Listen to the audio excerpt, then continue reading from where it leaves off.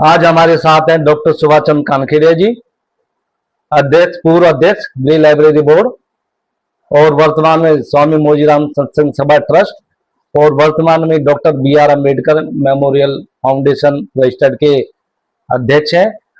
देखभाल चैनल में आपका स्वागत, अभिनंदन है। श्री गिरधारी लाल जी देखभाल, आपका बहुत बहुत आभारी हूँ जो आपने मुझे साक्षात्कार के लिए चुना है। आपको बहुत बहुत धन्यवाद, साधुवाद। और आपने जो समय, अपना कीमती समय निकाला हमारे इस इंटरव्यू के लिए, मैं आपका पुनः धन्यवाद करता हूं। अब आगे हम इस पे चर्चा करेंगे। आपके जो जीवन के बहुत लंबा अनुभव रहा, जीवन में आपने क्या क्या किया, उस पर हम चर्चा करेंगे। अब मैं आपसे कानखेड़ी जी, मैंने सुना बचपन से ही आप विश्व मंदिर जो 19 रैगरपुरा में है, वहाँ स्वामी मोजीराम सत्संग सभा ट्रस्ट भी है, वहाँ का झुकाव कैसे और कब आया, ये हम जानना चाहेंगे। हमारा जीवन थोड़ा सा कॉम्प्लेक्स है। मेरा जो जन्म हुआ, मैं सनातनियों के बीच के अंदर पैदा हुआ जी। और उस वजह से सनातन धर्म की तरफ बहुत झुकाव था।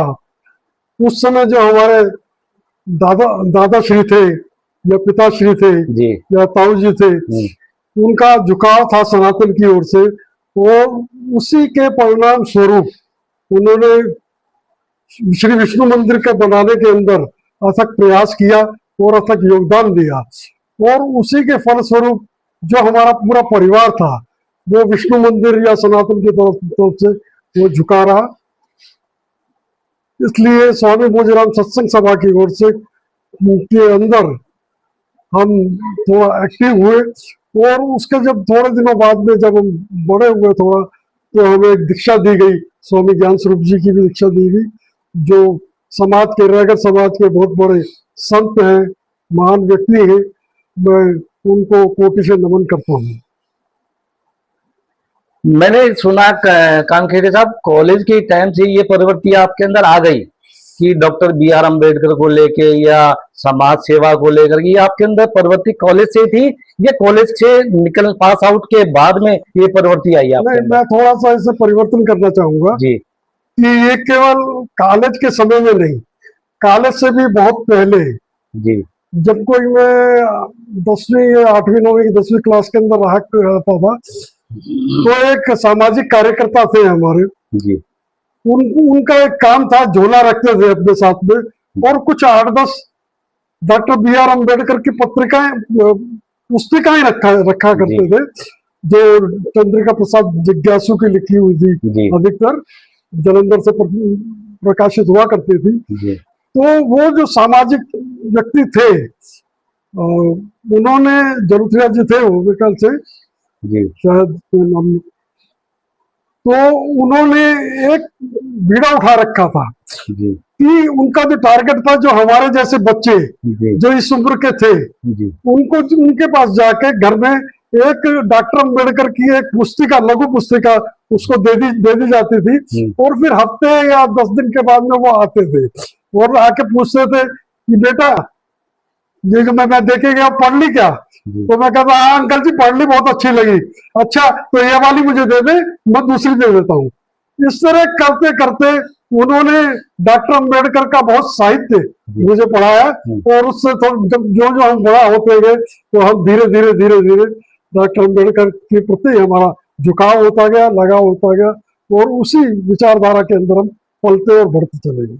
तो आपका कहना ये है कि जलूथरिया जी का जो श्रेय जाता है अम्बेडकर जी की विचारधारा, उनके वजह से आपके पास मैं निश्चित रूप से जलूथरिया जी का जो पूरा नाम मैं बताऊंगा, गणेश दत्त जी जलूथरिया थे, वो सामाजिक कार्यकर्ता थे, हालांकि बहुत बड़े नहीं थे, लेकिन जो उनकी निष्ठा थी अम्बेडकरिज्म के अंदर, बुद्ध धर्म के अंदर, उसकी वो वैसी निष्ठा बहुत आसानी से किसी आदमी के अंदर देखने को मिलती नहीं है। तो मैं आज भी उनको याद करता हूँ कि इस तरीके के लोग जो समाज के अंदर रहकर अपना काम करते हुए, बच्चों को पालते हुए और इस प्रकार का कार्य करते हैं, ताकि बच्चों के अंदर, जो बच्चे पढ़ने लिखने वाले, 8वीं 9वीं 10वीं पढ़ने लिखने वाले, उनके दिमाग के अंदर अम्बेडकरिज्म का प्रचार और प्रसार हो सके। इस तरीके के लोग अब आजकल देखने को बहुत कम मिलते हैं या मिलते ही नहीं है। सब नेता बनने में तो लगे हुए हैं, लेकिन प्रचार और प्रसार के अंदर सही तरीके से कोई काम करने वाला अभी मिलता नहीं है।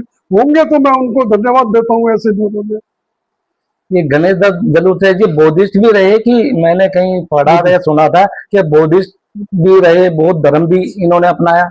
गणेश दत्त जी जलूठे बुद्धिस्ट भी थे, बुद्ध धर्म को अपनाते थे, अपना रखा हुआ उन्होंने, उसके लिए काम किया करते थे। और वो पारिवारिक व्यक्ति थे, बच्चों को पालते हुए, काम करते हुए, समाज का काम करते हुए। और इस तरीके का कार्य करना कोई बहुत आसान काम नहीं है, लेकिन जो उन्होंने कुछ किया समाज के लिए वो बहुत बढ़िया रहा कि वहाँ।